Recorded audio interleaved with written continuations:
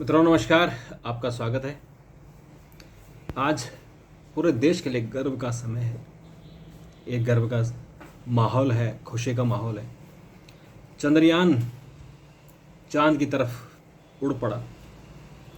2:35 पर श्रीहरिकोटा से Satish Dhawan space centre से आज जब चंद्रयान को लेकर बाहुबली उड़ा तो चारों तरफ खुशी का माहौल था। सारे वैज्ञानिक खुश थे। साइंस एंड टेक्नोलॉजी मिनिस्टर तो साथ बैठे हुए थे, प्रधानमंत्री फ्रांस में और राष्ट्रपति राजस्थान में थी। सभी की तरफ से शुभकामनाओं का संदेश आया और पूरा देश प्रफुल्लित हो गया।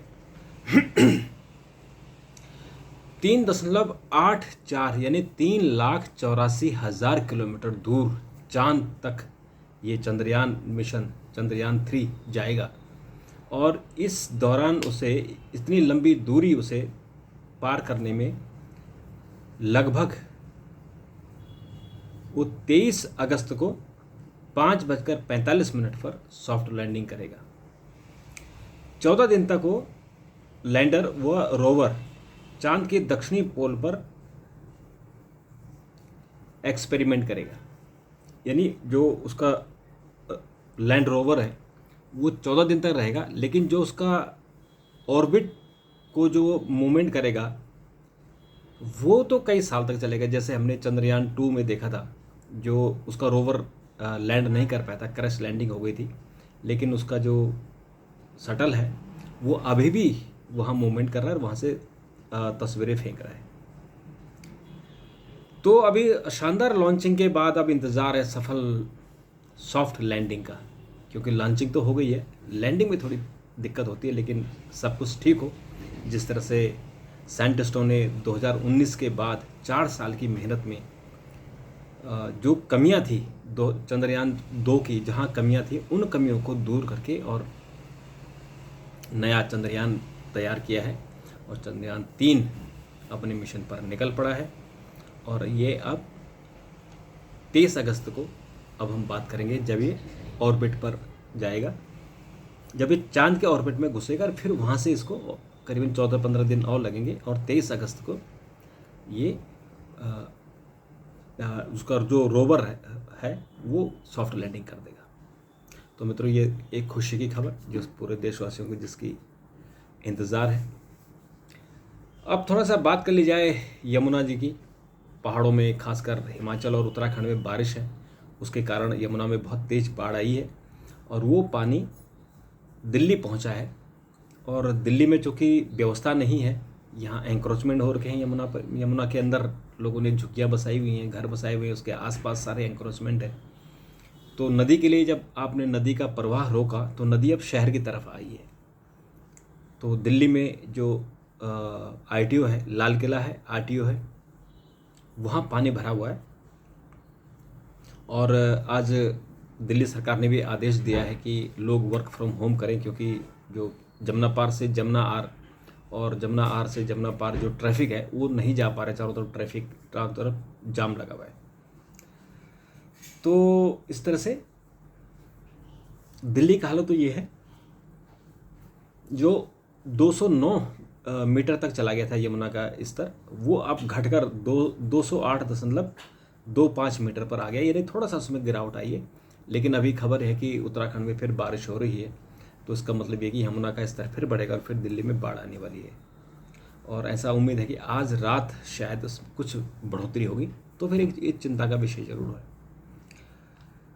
लेकिन मित्रों हरियाणा की हालत और ख़राब हो गई है, क्योंकि यमुना सीधे हरियाणा में प्रवेश करती है और हथनी कुंड जो डैम बना हुआ है उसके अगर वो गेट खोलती है तो दिल्ली में बाढ़ आती है, अगर गेट रोकती है तो हरियाणा में बाढ़ आती है। तो हरियाणा इसमें बड़ी अजीबोगरीब स्थिति में फंसा हुआ है और आज वहाँ कई गांव जलमग्न हो गए हैं। तो आज भारतीय वायुसेना ने कमान संभाली और वहाँ जो राहत सामग्री फेंकी, लोगों के लिए खाने के पैकेट फेंके, पानी की बोतलें फेंकी। और दिल्ली में जो सुप्रीम कोर्ट और ITO तक जो पानी आया है वो इसलिए आया कि ITO का जो बैराज है वो उसमें जंग लग के वो जाम हो गया था। तो आज वहाँ आर्मी लगाई गई और आर्मी के इंजीनियरिंग कोर ने उसकी गाद भी हटाई और वहाँ से उन्होंने वो जो गेट लॉक थे उसको भी खोल दिया। तो आज हमारी सेना ने इतना बड़ा काम किया है, बड़ी उपलब्धियाँ हासिल की हैं, ये बड़ी खुशी की बात है। तो मित्रों, ये तो हर साल की बात है और बाढ़ आती है, मानसून है, बारिश होगी, बाढ़ भी आएगी, लेकिन अब उसको तैयारी कितनी है इसको लेकर ज़रूर इस पर बहस की बात है। आज जब उपराज्यपाल और दिल्ली के मुख्यमंत्री और दूसरे मंत्री आज आए थे, तो उन्होंने जब बातचीत हो रही थी तो सौरभ भारद्वाज ने एलजी के सामने उनसे बहस शुरू कर दी। तो ये इस सरकार के साथ बड़ी प्रॉब्लम है कि ये काम नहीं करना चाहते, ये काम करने वालों को रुकावट डालना चाहते हैं। तो ये आज ये सार्वजनिक तौर पर दिखा कि एलजी को इन्होंने टोका टिप्पणी की।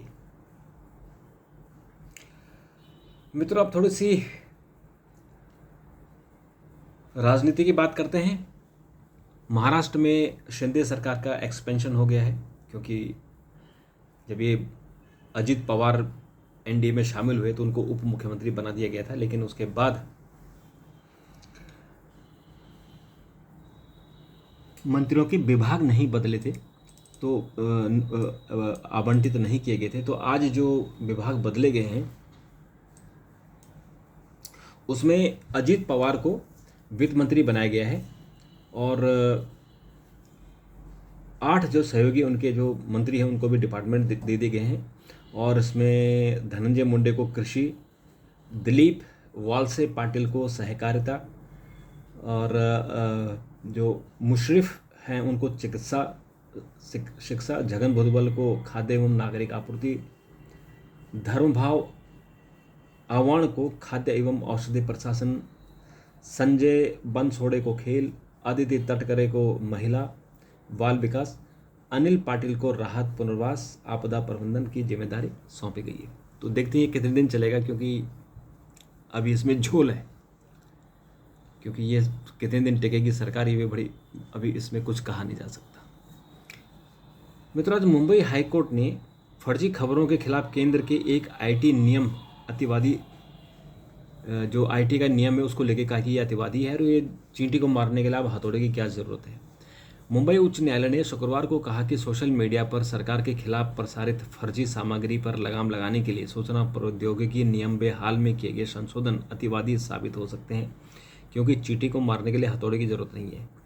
न्यायमूर्ति गौतम पटेल और न्यायमूर्ति नीला गोखले की खंडपीठ ने कहा कि अभी भी नियमों में संशोधन के पीछे की आवश्यकता को नहीं समझ पाए हैं और उन्हें यह अजीब लगता है कि सरकार के एक प्राधिकारी को यह तय करने की पूर्ण शक्ति दी गई है कि क्या नकली, झूठा और भ्रामक है।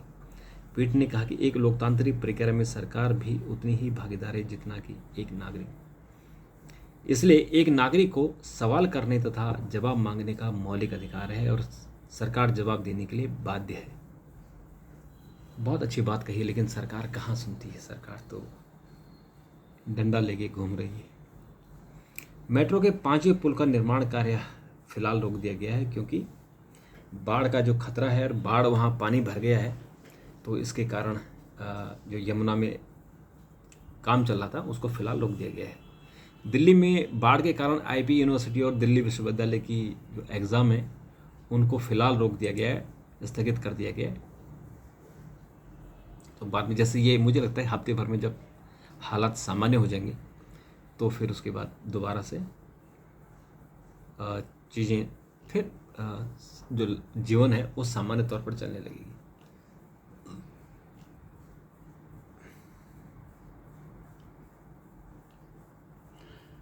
मित्रों, दिल्ली हवाई अड्डे पर चौथी हवाई पट्टी शुरू हो गई है। ईस्टर्न क्रॉस टैक्सीवे का भी आज आगाज़ हो गया है और जो दिल्ली हवाई अड्डा है उसमें एक एलिवेटेड ईस्टर्न क्रॉस टैक्सीवे बनाया गया है, जिसमें अब जहाज़ जब चलते हैं तो अगर कोई ट्रैफिक चल रहा होता है एयरपोर्ट के अंदर, जैसे यात्रियों को ले जाने के लिए बसें होती हैं, पेट्रोल भरने के लिए, ईंधन भरने के लिए जो पेट्रोल टैंक होते हैं और जो बाकी लॉजिस्टिक के लिए वहाँ गाड़ियाँ चलती हैं, उनको रोक दिया जाता है। कभी कभी ऐसी खबरें आती हैं कि उन वाहनों और जहाज़ के बीच में टक्कर हो जाती है। तो इस बार एक एलिवेटेड टैक्सीवे बना है और इसके कारण ट्रैफिक जाम नहीं होगा और ये जहाज़ जो है रनवे तक जल्दी पहुंच जाएगा, क्योंकि जो T3 है वो बहुत दूर है। जहां T3 है और रनवे है उसमें करीबन करीबन 1.5-2 किलोमीटर का रन है, जो एक जहाज़ को वहां पहुंचने में 10 से 15 मिनट लग जाते हैं।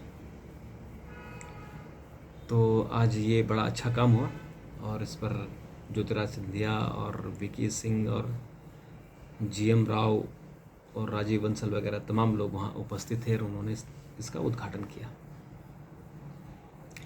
तो आज पटना में जो कल बीजेपी ने प्रदर्शन किया था और वहाँ लाठीचार्ज हुई थी, जिस तरह से हम सब ने देखा, वो बहुत ही क्रूरता की हद थी। एक भाजपा कार्यकर्ता की डेथ हुई और बीजेपी ने कहा कि जो लाठीचार्ज है वो जनरल डायर की याद दिलाता है।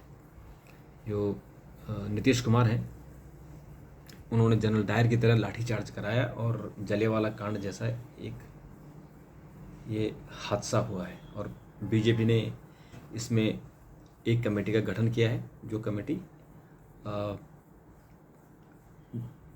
जो लाठीचार्ज क्यों हुआ उसकी जांच करेंगे और जो कार्यकर्ताओं के साथ मारपीट हुई उसकी भी जांच करेंगे।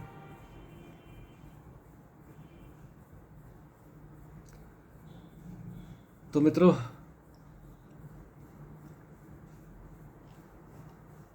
इसके अलावा मित्रों हमारी जो सेंसेक्स है वो 66,000 के पार हो गया है। ये हाईएस्ट रिकॉर्ड है। सेंसेक्स बढ़ रहा है, इसका मतलब हमारी इकोनॉमी ठीक चल रही है। और ChatGPT बनाने वाली कंपनी के खिलाफ अमेरिका में जांच शुरू हो गई है। ChatGPT का विकास करने वाली कंपनी OpenAI के खिलाफ अमेरिका के संघीय व्यापार आयोग ने उपभोक्ता संरक्षण नियमों के उल्लंघन तथा गलत सूचनाएं देने के मामले में जांच शुरू कर दी है। OpenAI ने पिछले साल कृत्रिम बुद्धिमत्ता AI पर आधारित मॉडल ChatGPT को पेश किया था। इसके बाद ही चैटबॉट लगातार लोगों के बीच चर्चा का विषय बना हुआ है। लेकिन टेक्नोलॉजी को रोकना और उसको इस तरह से करना मुझे लगता है ये उचित नहीं है। टेक्नोलॉजी का आने देना चाहिए, उनको और काम करने की छूट देनी चाहिए, बल्कि उनकी मदद करनी चाहिए कि कैसे इसमें काम करें। तो मित्रों, आज के लिए इतना ही। अगर आपके सुझाव हो तो ज़रूर दीजिएगा। कल फिर आपसे मुलाकात होगी। तब तक के लिए नमस्कार, थैंक यू, धन्यवाद।